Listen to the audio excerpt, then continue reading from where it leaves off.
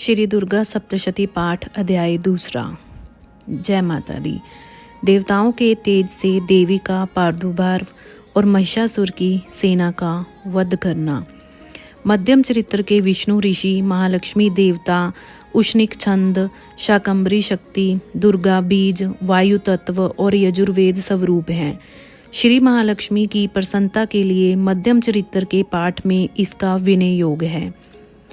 मैं कमल के आसन पर बैठी हुई प्रसन्न मुख वाली महिषासुर मर्दनी भगवती महालक्ष्मी का भजन करता हूँ, जो अपने हाथों में अक्षमाला, फरसा, गदा, बाण, वज्र, पद्म, धनुष, कुंडिका, दंड, शक्ति, खड्ग, ढाल, शंख, घंटा, मधुपात्र, शूल, पाश और चक्र धारण करती है। ऋषि कहते हैं, पूर्व काल में देवताओं और असुरों में पूरे 100 वर्षों तक घोर संग्राम हुआ था। उसमें असुरों का स्वामी महिषासुर था और देवताओं के नायक इंद्र थे। उस युद्ध में देवताओं की सेना महाबली असुरों से परास्त हो गई। संपूर्ण देवताओं को जीतकर महिषासुर इंद्र बन बैठा। तब पराजित देवता प्रजापति ब्रह्मा जी को आगे करके उस स्थान पर गए जहां भगवान शंकर और विष्णु विराजमान थे। देवताओं ने महिषासुर के पराक्रम तथा अपनी पराजय का यथावत वृतांत उन दोनों देवेश्वरों से विस्तार पूर्वक कह सुनाया। वे बोले, भगवान महिषासुर सूर्य, इंद्र, अग्नि, वायु, चंद्रमा, यम, वरुण तथा अन्य देवताओं के भी अधिकार छीनकर स्वयं ही सबका अधिष्ठाता बना बैठा है। उस दुरात्मा महिष ने समस्त देवताओं को स्वर्ग से निकाल दिया है। अब वे मनुष्यों की भांति पृथ्वी पर विचरते हैं। दैत्यों की ये सारी करतूत हमने आप लोगों से कह सुनाई। अब हम आपकी शरण में आए हैं, उसके वध का कोई उपाय सोचिए। इस प्रकार देवताओं के वचन सुनकर भगवान विष्णु और शिव ने दैत्यों पर बड़ा क्रोध किया। उनकी भौहें तन गई और मुंह टेढ़ा हो गया। तब अत्यंत कोप में भरे हुए चक्रपाणी श्री विष्णु के मुख से एक महान तेज प्रकट हुआ। इसी प्रकार ब्रह्मा, शंकर तथा इंद्र आदि देवताओं के शरीर से भी बड़ा भारी तेज निकला। वह सब मिलकर एक हो गया। महान तेज का वह पुंज जाज्वल्यमान पर्वत सा जान पड़ा। देवताओं ने देखा, वहां उसकी ज्वालाएं संपूर्ण दिशाओं में व्याप्त हो रही थी। संपूर्ण देवताओं के शरीर से प्रकट हुए उस तेज की कहीं तुलना नहीं थी। एकत्रित होने पर वह एक नारी के रूप में परिणत हो गया और अपने प्रकाश से तीनों लोकों में व्याप्त जान पड़ा। भगवान शंकर का जो तेज था, उससे उस देवी का मुख प्रकट हुआ। यमराज के तेज से उसके सिर के बाल निकल आए। श्री विष्णु भगवान के तेज से उसकी भुजाएं उत्पन्न हुई। चंद्रमा के तेज से दोनों स्तनों का और इंद्र के तेज से मध्य भाग का प्रादुर्भाव हुआ। वरुण के तेज से जंघा और पिंडली तथा पृथ्वी के तेज से नितंब भाग प्रकट हुआ। ब्रह्मा के तेज से दोनों चरण और सूर्य के तेज से उसकी उंगलियां हुई। वसुओं के तेज से हाथों की उंगलियां और कुबेर के तेज से नासिका प्रकट हुई।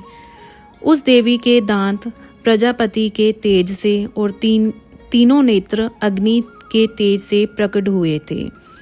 उसकी भौहें संध्या के और कान वायु के तेज से उत्पन्न हुए थे। इसी प्रकार देवताओं के तेज से भी उस कल्याणमयी देवी का आविर्भाव हुआ।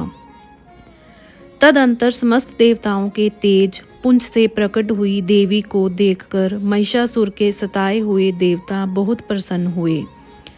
पिनाकधारी भगवान शंकर ने अपने शूल से एक शूल निकालकर उन्हें दिया। फिर भगवान विष्णु ने भी अपने चक्र से चक्र उत्पन्न करके भगवती को अर्पण किया। वरुण ने भी शंख भेंट किया। अग्नि ने उन्हें शक्ति दी और वायु ने धनुष तथा बाण से भरे हुए 2 तरकस प्रदान किए। सहस्त्र नेत्रों वाले देवराज इंद्र ने अपने वज्र से वज्र उत्पन्न करके दिया और ऐरावत हाथी से उतारकर 1 घंटा भी प्रदान किया। यमराज ने काल दंड से दंड, वरुण ने पाश, प्रजापति ने सफटीक काश की माला तथा ब्रह्मा जी ने कमंडलू भेंट किया। सूर्य ने देवी के समस्त रोम कूपों में अपनी किरणों का तेज भर दिया। काल ने उन्हें चमकती हुई ढाल और तलवार दी। क्षीर समुद्र ने उज्ज्वल हार तथा कभी जीर्ण न होने वाले 2 दिव्य वस्त्र भेंट किए।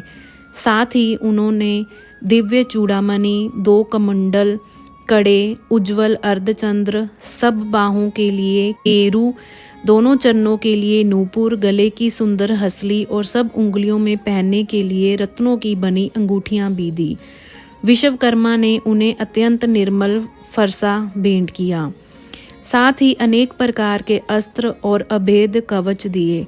इनके सिवा मस्तक और वक्ष स्थल पर धारण करने के लिए कभी ना मिलाने वाली कमलों की मालाएं दी। जल्दी ने उन्हें सुंदर कमल का फूल भेंट किया। हिमालय ने सवारी के लिए सिंह तथा भांति भांति के रत्न समर्पित किए। धनाध्यक्ष कुबेर ने मधु से भरा पान पात्र दिया तथा संपूर्ण नागों के राजा शेष ने, जो इस पृथ्वी को धारण करते हैं, उन्हें बहुमूल्य मणियों से विभूषित नागहार भेंट दिया। इसी प्रकार अन्य देवताओं ने भी आभूषण और अस्त्र शस्त्र देकर देवी का सम्मान किया। तत्पश्चात उन्होंने बारंबार अट्टहास पूर्वक उच्च स्वर से गर्जना की। उनके भयंकर नाद से संपूर्ण आकाश गूंज उठा। देवी का वह अत्यंत उच्च स्वर से किया हुआ सिंहनाद कहीं समा न सका। आकाश उसके सामने लघु प्रतीत होने लगा। उससे बड़े जोर की प्रतिध्वनि हुई, जिससे संपूर्ण विश्व में हलचल मच गई और समुद्र कांप उठे। पृथ्वी डोलने लगी और समस्त पर्वत हिलने लगे। उस समय देवताओं ने अत्यंत प्रसन्नता के साथ सिंहवाहिनी भवानी से कहा, देवी तुम्हारी जय हो। संपूर्ण त्रिलोकी को क्षोभग्रस्त देख दैत्यगण अपनी समस्त सेना को कवच आदि से सुसज्जित कर हाथों में हथियार से सहसा उठकर खड़े हो गए। उस समय महिषासुर ने बड़े क्रोध में आकर कहा, ये क्या हो रहा है। फिर वह संपूर्ण असुरों से गिरकर उस सिंहनाद की ओर लक्ष्य करके दौड़ा और आगे पहुंचकर उसने देवी को देखा, जो अपनी प्रभा से तीनों लोकों को प्रकाशित कर रही थी। साथ ही महर्षियों ने भक्ति भाव से विनम्र होकर उनका स्तवन किया। उनके चरणों के भार से पृथ्वी दबी जा रही थी। माथे के मुकुट से आकाश में रेखा सी खींच रही थी तथा वे अपने धनुष की टंकार से 7 पातालों को क्षुब्ध किए देती थी। देवी अपनी हजारों भुजाओं से संपूर्ण दिशाओं को आच्छादित करके खड़ी थी। तदंतर उनके साथ दैत्यों का युद्ध छिड़ गया। नाना प्रकार के अस्त्र शस्त्रों के प्रहार से संपूर्ण दिशाएं उद्भासित होने लगी। चिक्षुर नामक महान असुर महिषासुर का सेना नायक था। वह देवी के साथ युद्ध करने लगा। अन्य दैत्यों की चतुरंगिनी सेना साथ लेकर चामर भी लड़ने लगा। 60,000 रथियों के साथ आकर उदग्र नामक महादैत्य ने लोहा लिया। 1 करोड़ रथियों को साथ लेकर महाहनु नामक दैत्य युद्ध करने लगा, जिसके रोएं तलवार के समान तीखे थे। वह असिलोमा नाम का महादैत्य 5 करोड़ रथी सैनिकों सहित युद्ध में आ डटा। 60 लाख रथियों से गिरा हुआ बाष्कल नामक दैत्य भी उस युद्ध भूमि में लड़ने लगा। परवारित नामक राक्षस हाथी सवार और घुड़सवारों के अनेक दलों का तथा 1 करोड़ रथियों की सेना लेकर युद्ध करने लगा। बिडाल नामक दैत्य 5 अरब रथियों से गिरकर लोहा लेने लगा। इसके अतिरिक्त और भी हजारों महादैत्य रथ, हाथी और घोड़ों की सेना साथ लेकर वहां देवी के साथ युद्ध करने लगे। स्वयं महिषासुर उस रणभूमि में कोटि कोटि सहस्त्र रथ, हाथी और घोड़े की सेना से घिरा हुआ खड़ा था। वह दैत्य देवी के साथ तोमर, भिंदीपाल, शक्ति, मूसल, खड्ग, परशु और पटिश आदि अस्त्र शस्त्रों को प्रहार करते हुए युद्ध कर रहे थे। कुछ दैत्यों ने उन पर शक्ति का प्रहार किया, कुछ लोगों ने पाश फेंके तथा कुछ दूसरे दैत्यों ने खड्ग प्रहार करके देवी को मार डालने का उद्योग किया। देवी ने भी क्रोध में भरकर खेल खेल में ही अपने अस्त्र शस्त्रों की वर्षा करके दैत्यों के वे समस्त अस्त्र शस्त्र काट डाले। उनके मुख पर परिश्रम या थकावट का रंच मात्र भी चिन्ह नहीं था। देवता और ऋषि उनकी स्तुति करते थे और वे भगवती परमेश्वरी दैत्यों के शरीर पर अस्त्र शस्त्रों की वर्षा करती रही।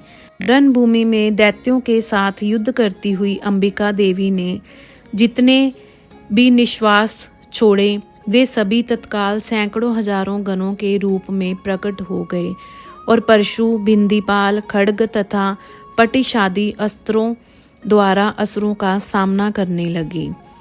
देवी की शक्ति से बड़े हुए वे गण असुरों का नाश करते हुए नगाड़ा और शंख आदि बाजे बजाने लगे। उस संग्राम महोत्सव में कितने ही गण मृदंग बजा रहे थे। तदंतर देवी ने त्रिशूल से, गदा से, शक्ति की वर्षा से और खड्ग आदि से सैकड़ों महादैत्यों का संहार कर डाला। कितनों को घंटे के भयंकर नाद से मूर्छित कर मार गिराया। बहुत दैत्यों को पाश से बांधकर धरती पर घसीटा। कितने ही दैत्य उनकी तीखी तलवार की मार से दो दो टुकड़े हो गए। कितने ही गदा की चोट से घायल हो धरती पर सो गए। कितने ही मूसल की मार से अत्यंत आहत होकर रक्त वमन करने लगे। कुछ दैत्य शूल से छाती फट जाने के कारण पृथ्वी पर ढेर हो गए। उस रणांगन के बाण समूहों की वृष्टि से कितने ही असुरों की कमर टूट गई। बाज की तरह झपटने वाले देव पीड़क दैत्यगण अपने प्राणों से हाथ धोने लगे। किन्हीं की बाहें छिन्न भिन्न हो गई, किन्हों की गर्दन कट गई। कितने ही दैत्यों के मस्तक कट कट कर गिरने लगे। कुछ लोगों के शरीर मध्य भाग में ही विदीर्ण हो गए। कितने ही महादैत्य जांघें कट जाने से पृथ्वी पर गिर पड़े। कितनों को ही देवी ने एक बाह, एक पैर और एक नेत्र वाले करके दो टुकड़ों में चीर डाला। कितने ही दैत्य मस्तक कट जाने पर भी गिरकर फिर उठ जाते और केवल दड़ के ही रूप में अच्छे अच्छे हथियार हाथ में ले देवी के साथ युद्ध करने लगते थे। कितने ही बिना सिर के धड़ हाथों में खड्ग, शक्ति और रिष्ट लिए दौड़ते थे तथा दूसरे महादैत्य ठहरो ठहरो यह कहते हुए देवी को युद्ध के लिए ललकारते थे। जहाँ पर घोर संग्राम हुआ था वहाँ की धरती देवी के गिराए हुए रथ, हाथी, घोड़े और असुरों की लाशों से ऐसे पट गई थी कि वहाँ चलना फिरना असंभव हो गया था।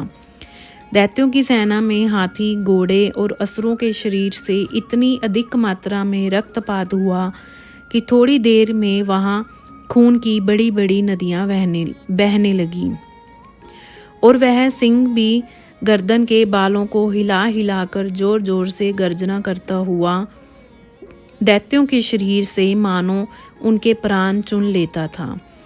वहां देवी के गणों ने भी उन महादैत्यों के साथ ऐसा युद्ध किया जिससे आकाश में खड़े हुए देवतागण उन पर बहुत संतुष्ट हुए और फूल बरसाने लगे। इस प्रकार श्री मार्कंडेय पुराण में सावर्णिक मनवंतर की कथा के अंतर्गत देवी महात्म्य में महिषासुर की सेना का वध नामक दूसरा अध्याय पूरा हुआ। अगर आपको हमारी वीडियो अच्छी लगी तो कृपा करके लाइक करें और हमारे चैनल को सब्सक्राइब करें और बेल आइकन ज़रूर दबाएं ताकि आपको ऐसी जानकारी मिलती रहे। और अगर पाठ करते समय कोई गलती हो गई हो तो माफ़ कीजिए। साथ ही अपना सहयोग बनाए रखें। जय माता दी।